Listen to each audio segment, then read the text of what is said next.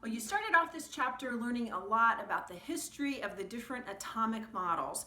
And I'm not going to test you over any of those scientists, over any of their specific models. But the reason we went through it all is because what I want you to understand is this.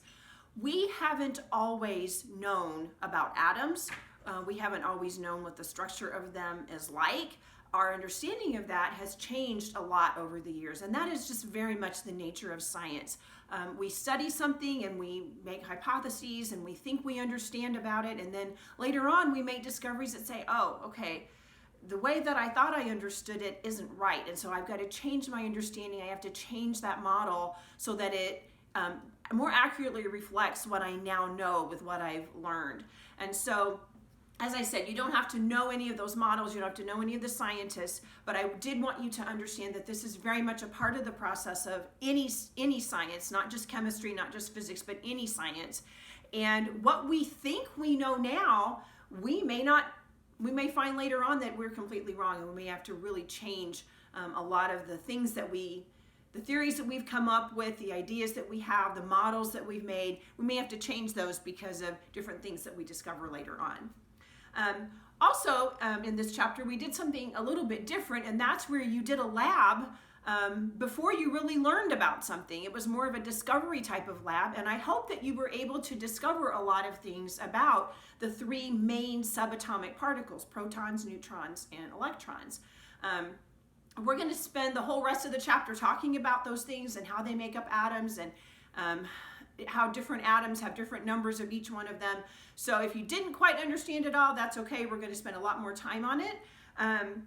We're going to start with the concept of a proton.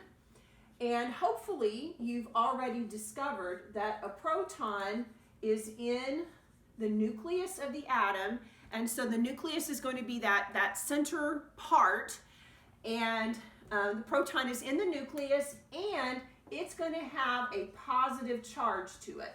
Now, a lot of times when we write the symbol for a proton, the way you're going to see it written is you're going to see it written as a lowercase p with a plus sign up top to show that it has a positive charge with it.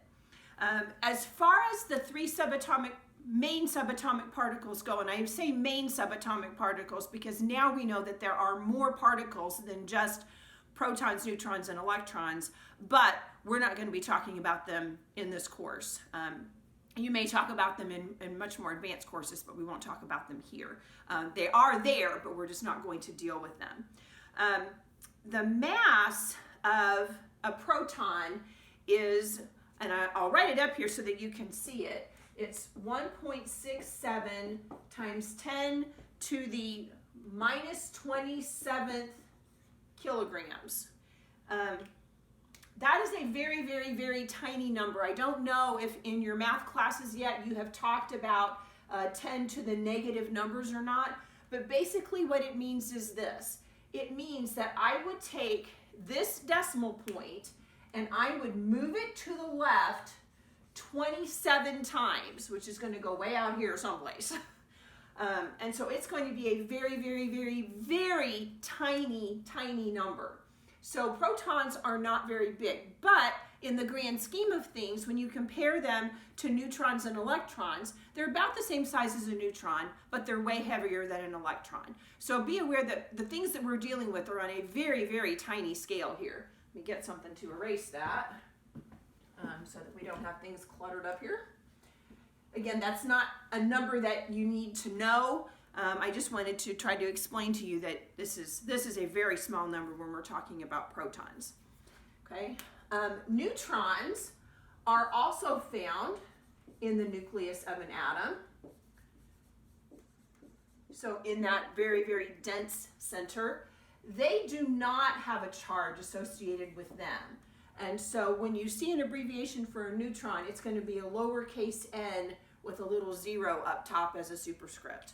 Okay, so protons and neutrons are both in the nucleus. Now the neutrons are a little bit heavier than a proton. They're not a whole lot heavier, but they are a little bit heavier than a proton. And the proton and the neutron together are going to make up the vast majority of the mass of an atom. The third subatomic particle is an electron. And electrons are not in the nucleus of the atom. Now, one thing that you may have noticed is that we learned when we talked about electric charge that positive charges repel each other. And so how do all those positive charges stay all jammed together in the nucleus? Well, the neutrons are actually kind of like the glue that holds that nucleus together and the forces that are exerted there. Again, the forces that are exerted inside the atom, the nucleus of an atom, are going to be way beyond the scope of this course, but you can just think of it this way, that the neutrons are the glue that kind of sticks all the protons together.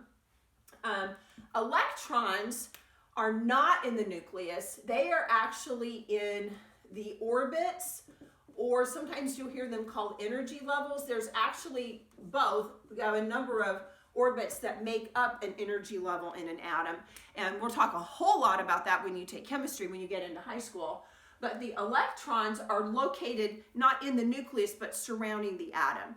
And when you watch the other video, the gentleman talked about how while we may draw a picture of an atom that looks like this, where the nucleus is in the middle, and that's where your protons and your neutrons are, we tend to draw them so that the electrons are actually out here someplace in orbits. And so when we draw it, it kind of looks like a planetary model where the planet's in the middle and the electrons are like moons that are circulating around it, kind of like on Saturn. Saturn has so many moons that orbit around the planet. And so that's the picture that we tend to draw. But this is a very two-dimensional flat picture, and our current belief is that this is not the way atoms are. It's actually much more of a three-dimensional type of picture where you've got the nucleus in the middle, and the electrons are kind of buzzing around all around the outside out here like this.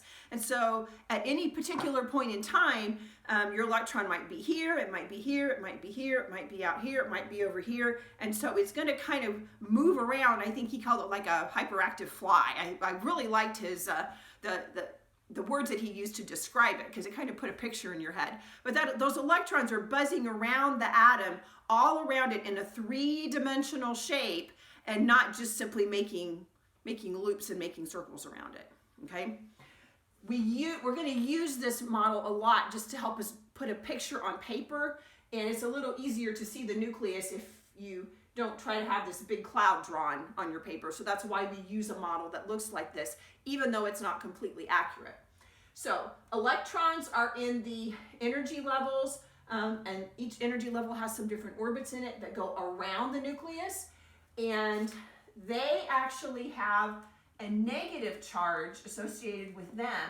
That negative charge is equal in a magnitude, equal in amount, but opposite in sign to the proton. So if you have the charge on an electron and the charge on a proton, and if you add them together, they will completely cancel each other out. So when I write the symbol for an electron, I use a lowercase e with a little negative sign up there, okay? Now, an electron does have mass because it is matter, just like protons and neutrons have mass. And we said that the neutrons are heavier than the protons.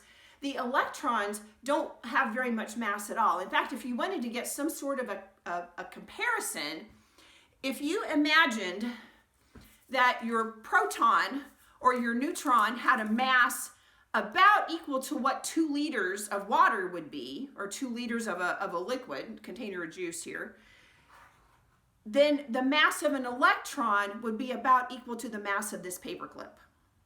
So you can see that the mass of the proton or the mass of a neutron, just one, it's actually 1,836 times bigger than the mass of an electron.